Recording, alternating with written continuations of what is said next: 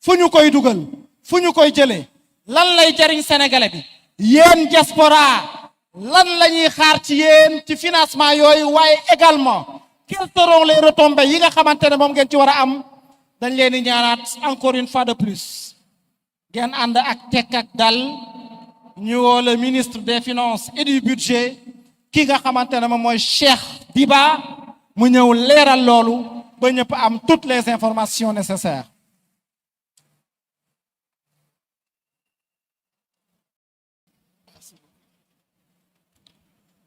Salam alaikum. Mesdames, Messieurs, chers compatriotes de la diaspora sénégalaise. maa ngi leen di nuyu di leen ziar di leen féliciter di leen remercier ci seen engagement di leen remercier ci seen accueil bi ngeen réserver son excellence monsieur le premier ministre et sa délégation di profiter ci occasion bi aussi di remercier monsieur le premier ministre pour cette formidable opportunité qu'il m'offre en tant que ministre des Finances et du Budget de pouvoir m'adresser directement à la diaspora sénégalaise. Seen taxawaay rafet na te du tey. Vous êtes naturellement les ambassadeurs de la culture sénégalaise. Vous êtes naturellement les ambassadeurs de notre économie, de notre artisanat. Vous avez été vecteur essentiel dans la transformation politique du Sénégal, vecteur essentiel de la transformation sociale à travers les transferts qui se sont déjà chiffrés en 2024 à 2211 milliards de francs CFA.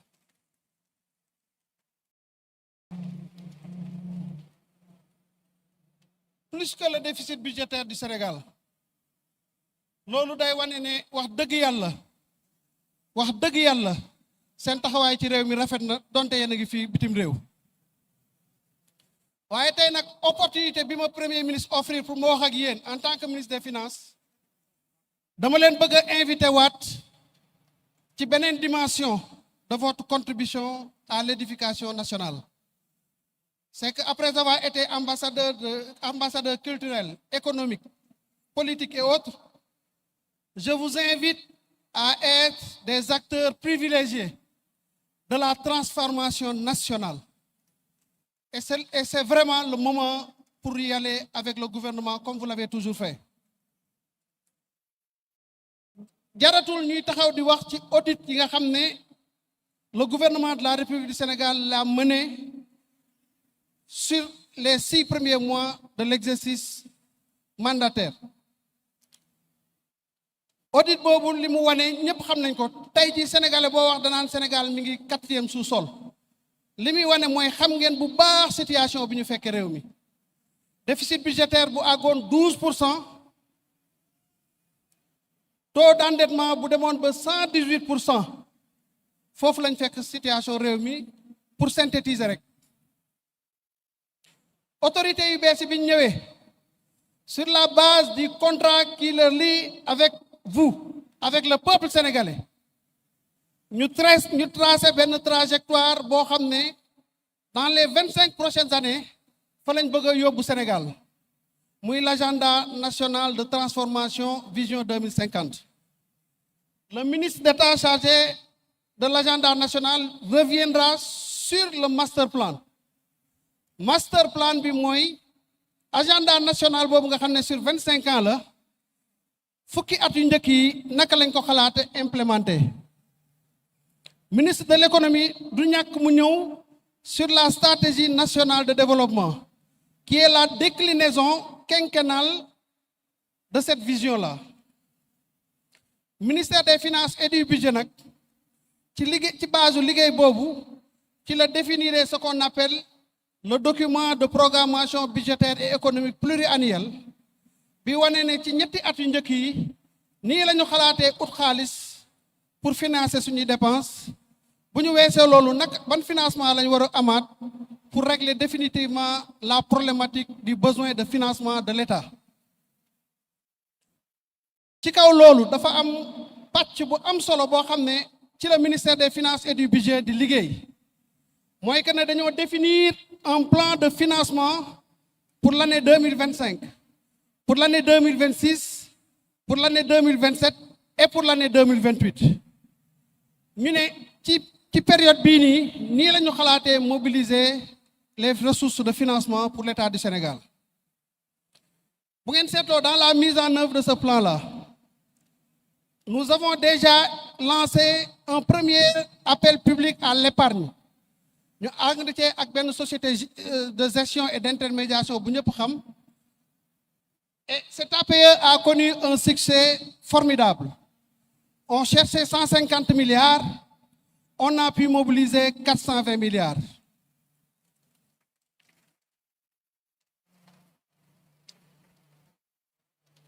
Nous lançons un deuxième APE en juin avec une autre société de gestion et d'intermédiation qui accompagne nos services dans la mobilisation de l'épargne de nos concitoyens.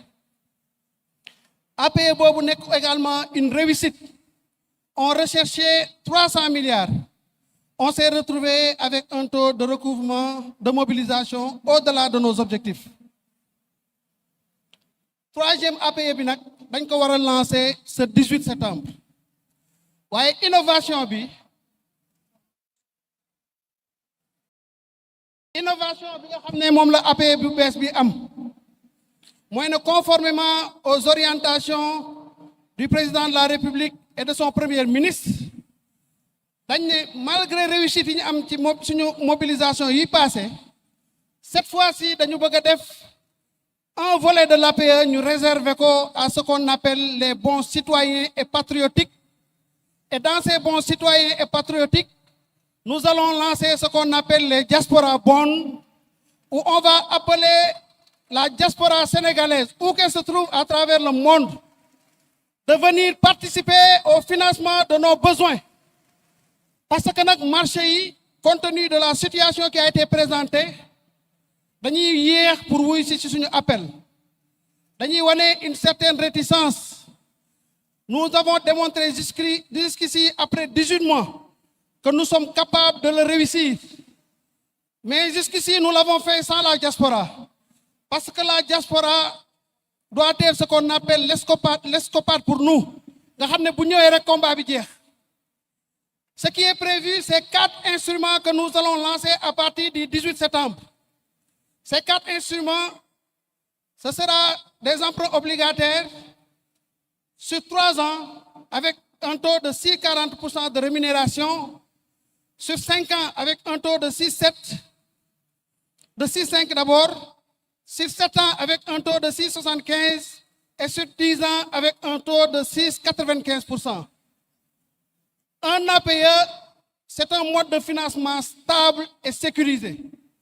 Ku ci def sa dërëm wala sa ñaar dërëm dana la wóor ne en fonction de l'instrument que tu as choisi di nga jotaat sa xaalis ba jot ci la nga xamante ne nii lu ciy tegu la ñu koy wax intérêt waaye li ci ëpp solo te ñun ñu xam ko pour la diaspora.